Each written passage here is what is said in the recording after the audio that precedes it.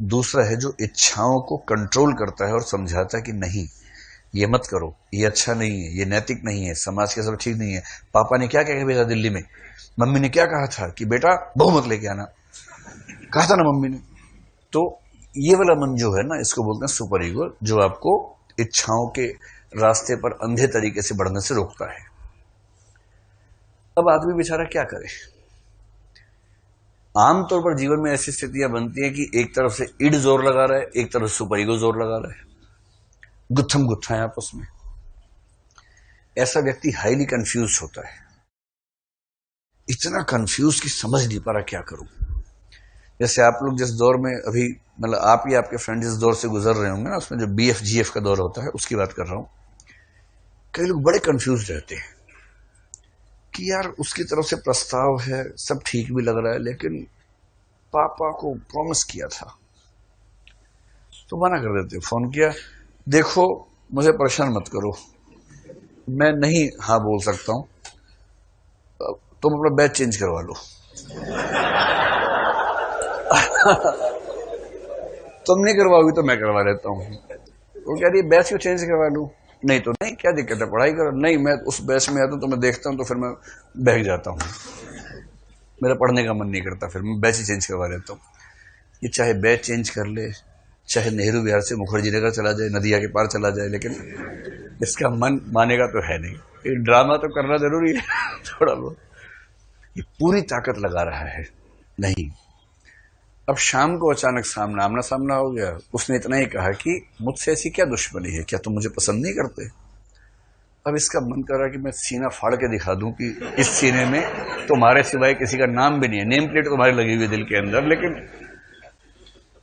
अब शाम का समय है, थोड़ा मौसम भी ठीक ठाक है, और इमोशंस में कह दिया कि यार तुम्हारे बिना जीवन में कुछ है ही नहीं। उसने कहा पापा से ना डरते हो? अरे देख लेंगे उनको भी, आज तुमसे कह रहा हूं, फाइनल है, राजपूत हूं, ध्यान रखना, जान दे दूंगा, पीछे नहीं हटूंगा। वो बड़ी खुश है कि देखो कितना सज्जन किस्म का व्यक्ति मिला है, सीधे जान देने की बात कर रहा है। अभी रात हो गया, पढ़ने के लिए घर से फोन आ गया, पापा कह रहे बेटा ठीक चल रहा है पढ़ाई वढ़ाई? हाँ पापा ठीक चल रहा है, और बाकी सब ठीक चल रहा है। इसने कुछ कहा नहीं। पापा ने कहा बेटा ध्यान रखना, मुझे बीमारी फेफड़े की भी है, लीवर की भी है, और डॉक्टर ने कहा है कि मैक्सिमम 2 साल मेरे हाथ में है, और तुम्हारी माँ को डिप्रेशन है ही। तुम्हारा रिजल्ट अगर आ गया तो ठीक है, नहीं आया तो हम झेल लेंगे, पर कुछ और नहीं झेल पाएंगे इसके अलावा। एक साथ 2 लाशें उठेंगी घर से, तो बेटा देख लेना। अभी अभी शाम को वायदा करके आया था बेचारा, अभी 2 घंटे पहले राजपूत बन के आया है। अब बात करके इसका मन बैठ गया, इतने में मैसेज आया, how are you? HR how are you? HRU। अब ये जवाब में लिख रहा है HMMMMM, कुछ लिखे नहीं रहा। उधर से सब ठीक तो है, अभी क्या करे? ये कह रहा है कि मुझे लगता है चीजें ठीक नहीं है, हमें पढ़ाई पर ध्यान देना चाहिए, और ये ठीक नहीं है। वो कह रहे कि 3 घंटे में इतना रासायनिक परिवर्तन कैसे हुआ भाई, कुछ तो समझाओ। ये जो दुविधाएं हैं ना, ये दुविधाएं क्यों है कि एक तरफ ये वाला मन जोर मार रहा है, शाम को ये मार रहा था जोर, उधर 2 लाशें आ गई बीच में अचानक सीन में। उसके बाद ये जोर मार रहा है कि जो माँ बाप का ना हो सका वो किसी और का क्या होगा। ऐसे डायलॉग्स बीच में आते हैं, जबकि ऐसा हो सकता है जो माँ बाप का नहीं हुआ किसी और का हो गया। इसमें ऐसी कौन सी बात है इसमें कि नहीं हो सकता? हर किसी का कैसे हो सकता है कोई? लेकिन डायलॉग बड़े प्रभावित करते हैं। ये कंफ्यूज व्यक्ति है, और जब ये कंफ्यूजन बहुत बढ़ता है, इसको बोलते हैं स्प्लिट पर्सनैलिटी, विखंडित व्यक्तित्व। आप नई कहानी पढ़ेंगे, उसमें विखंडित व्यक्तित्व की कहानी है। मेरा दुश्मन ऐसी कहानी है, मेरा दुश्मन स्प्लिट पर्सनैलिटी की कहानी है। एक व्यक्ति अपने अंदर इतना बंट गया है कि वो लगता है कि 2 व्यक्ति हैं, वो है एक ही व्यक्ति, लेकिन लगता है कि 2 व्यक्ति हो गए हैं। और स्प्लिट पर्सनैलिटीज की फिल्में आपने देखी होंगी, जैसे वो दक्षिण भारत की फिल्म अपरिचित तो देखी ही होगी, वो स्प्लिट पर्सनैलिटी की फिल्म है एक ही व्यक्ति है, उसको पता ही नहीं चलता कब कैसा हो जाता है, और दो व्यक्तित्व तो उसके जीवन में चल रहे हैं। ऐसा तब होता है। बहरहाल, अगर इड बहुत ताकतवर है तो सुपर ईगो को वो ओवर पावर कर लेगा, सुपर ईगो की चलने ही नहीं देगा। ऐसे लोग जंगली खूंखार टाइप के होते हैं। इनका इड इतना ताकतवर है कि सुपर ईगो काम ही नहीं करता है। इनको शाम को शराब पीनी है, मान लीजिए पीनी है तो पीनी है, पैसे नहीं है तो 16 साल के बच्चे ने मां से कहा कि मां मुझे पैसे दो, मुझे शराब पीनी है। मां ने शराब के पैसे देने के बजाय ज्ञान देना ठीक समझा। मां ने कहा बेटा ठीक बात नहीं है, तुम बड़े हो रहे हो, और इतने में वो कैसे चाकू लाया, मां के पेट में चाकू घूम दिया। ये 3 दिन पहले की खबर है। एक 15-16 साल के बच्चे ने अपनी मां की हत्या कर दी पैसों के लिए।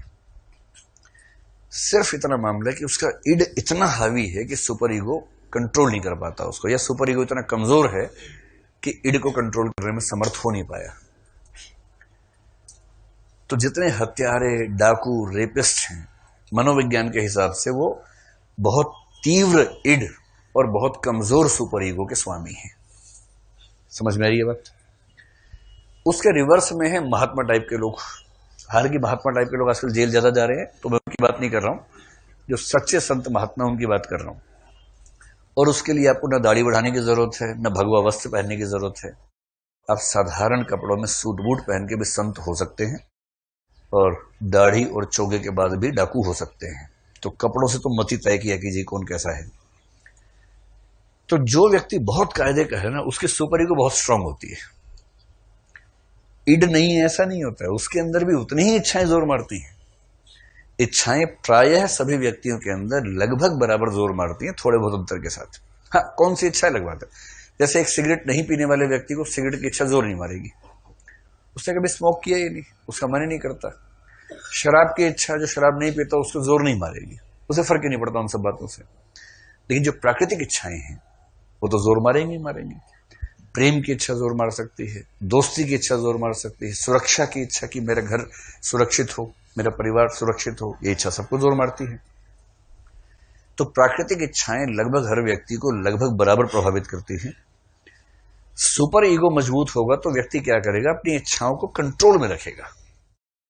फिर ध्यान रखना है, इच्छा आने से नहीं रोक सकता है, इच्छा को अपने एक्शंस में कन्वर्ट होने से रोक देगा।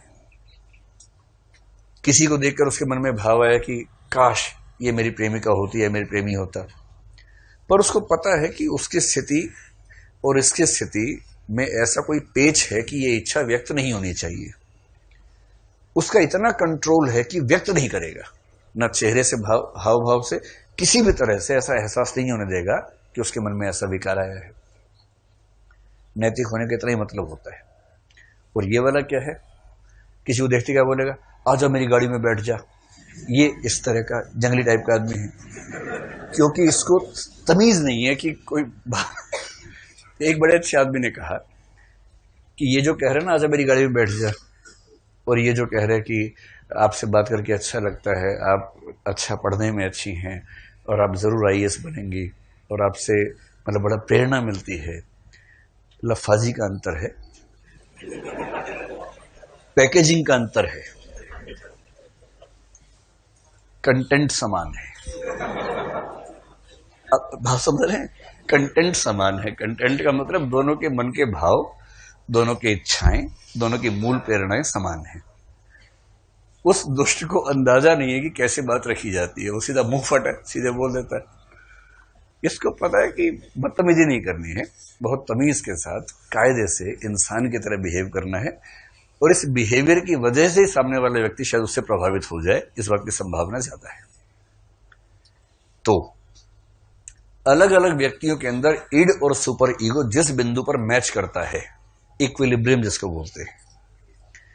इक्विलिब्रियम के लिए हिंदी शब्द क्या होता है एग्जैक्ट?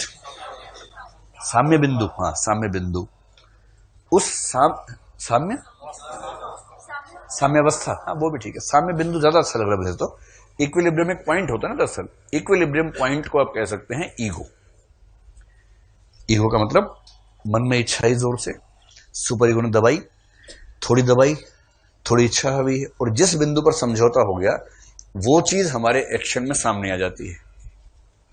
और जो हमारा व्यक्तित्व बाहर दिखता है लोगों को, उसको ईगो कहते हैं। ईगो, अहम।